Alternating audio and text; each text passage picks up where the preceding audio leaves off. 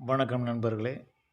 நம்ம நண்பர் ஒருத்தர் இந்த ராக பாவங்களை எப்படி கண்டுபிடிக்கிறது, அப்படி இந்த சோக ரசம், சிருங்கார ரசம் இதெல்லாம் எமோஷன்ஸ் எப்படி கண்டுபிடிக்கிறதுன்னு கேட்டிருக்காரு. அதுக்கு உண்டான பதிலை இப்போ பார்ப்போம். ராகங்களில் இருக்கிற அந்த பாவங்கள், அதாவது காதல், வீரம், கருணை, அருள், இப்படி வந்து நவரசம் இருக்குது. அந்த இதை வந்து எப்படி கண்டுபிடிக்கிறது அப்படின்ட்டு கேட்டிருக்காரு. இதை நீங்கள் இந்த கமெண்ட்டில் பார்த்துருப்பீங்க. இப்போ அதை பற்றி இந்த வீடியோவில் விளக்கமாக தெளிவாக சொல்லிடுறேன். இது ஏற்கனவே இதை நான் அப்லோட் பண்ணிக்கிறேன். நம்ம சேனலில் இருக்கிற எல்லா வீடியோக்களையும் நீங்கள் பார்த்தீங்கன்னா உங்களுக்கு நல்ல நாலேஜ் கிடைக்கும். மியூசிக் நாலேஜு நீங்கள் சரியாக பார்க்குறது இல்லைங்கிறது தெரியுது. ஏதோ ஒரு வீடியோ பார்த்துட்டு விட்டுறீங்க போல் இருக்குது. அந்த மாதிரி இருக்காதீங்க. எல்லா வீடியோக்களையும் பாருங்கள். ஒவ்வொரு வீடியோவில் ஒரு நுட்பத்தை நான் வந்து மறைமுகமாக சொல்லியிருப்பேன். இப்போ வாங்க இந்த ரசங்களை பற்றி, அதாவது பாவ ரசங்கள், அதை பற்றி பார்ப்போம். இது ஒன்றும் இல்லை, ஒவ்வொரு ராகங்கள் வந்து பலவித சுரங்கள் அடுக்கு அமைப்பில் தான் இருக்குதுங்கிறது நமக்கு தெரியும். இப்போ சிம்பிளாக இதை வந்து எழுதி வச்சுக்கோங்க.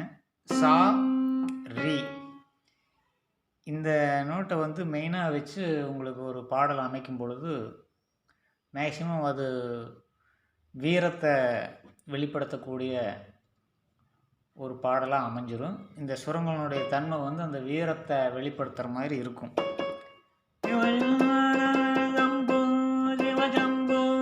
அப்படி வரும். அதே போல் நல்லா நோட் பண்ணிக்கங்க. சாரி, இது வந்து வீரத்துக்கு உண்டான சுரங்கள். இதை வந்து ஒரு பாடலில் அதிகமாக உபயோகப்படுத்தும் பொழுது அந்த பாடல் வீரத்தை வெளிப்படுத்தக்கூடிய ஒரு அமைப்பில் அமைஞ்சுது. அதே போல் இந்த கா, நீ, இது வந்து இந்த கருணை, சோகம் இதுகளுக்கு வந்து இந்த காவும் நீ, இந்த 4 நோட் வந்து அதிகமாக உபயோகப்படுத்தும் போது அந்த கருணை ரசம் வந்து உங்களுக்கு அதில் கிடைக்கும்.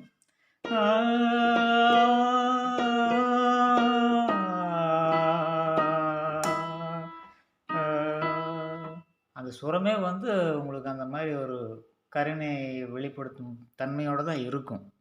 அடுத்தது இந்த காதல், சிருங்கார ரசம் அப்படிங்கிறோம். அதுக்கு வந்து இந்த மா, பா,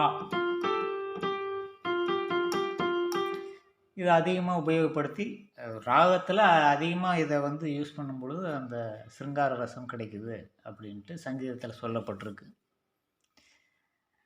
அதே போல் அருள் அப்படின்னா அந்த கடவுளுடைய அந்த அந்த இதை விளக்கக்கூடியவங்க தா.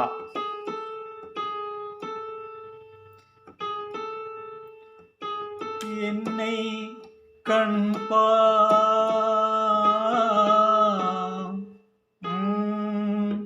அப்படி அந்த அருளை வழங்கக்கூடிய ஒரு தன்மையோடு அது திகழ்கிறதா சாஸ்திரங்கள், அதாவது இந்த சங்கீத சாஸ்திரத்தில் சொல்லப்பட்டிருக்கு. இவ்வளோதான். இதை வச்சு தான் அந்த பாடலினுடைய ஒரு ராகத்தினுடைய அது என்ன பாவத்தையும் ரசத்தையும் தருது அப்படிங்கிறத நம்ம தெரிஞ்சுக்கலாம். இவ்வளோதான், சிம்பிள். சுரங்களுடைய அடிப்படையில் தான் அதை பிரிச்சிருக்கிறாங்க அப்படிங்கிறத இப்போ நீங்கள் புரிஞ்சுருப்பீங்க. அது அவர் கேட்டதுக்கு இதுதான் பதில். இப்போ இந்த சுபபந்துவாளி அந்த ராகத்தை எடுத்துக்கிட்டிங்கன்னா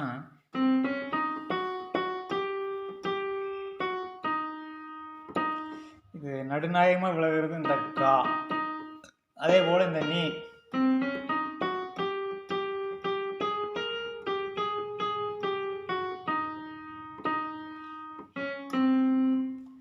அதனால் இது வந்து அந்த கருணை ரசம் சோகத்தை வெளிப்படுத்தக்கூடிய தன்மையில் அமைஞ்சிருக்கு.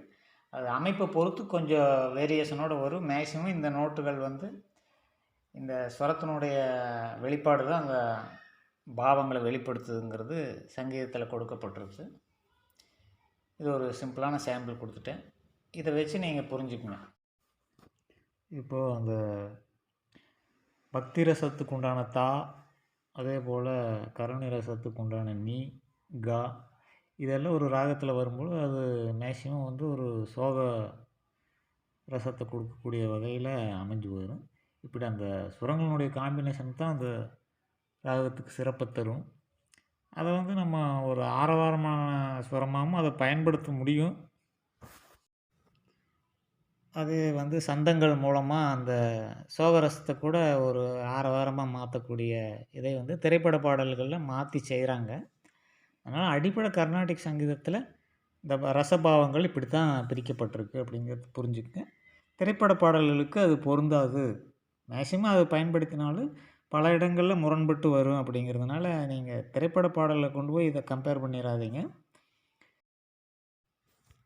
நன்றி நண்பர்களே. இன்னொரு வீடியோவில் மறுபடியும் நான் சந்திக்கிறேன். நன்றி, வணக்கம்.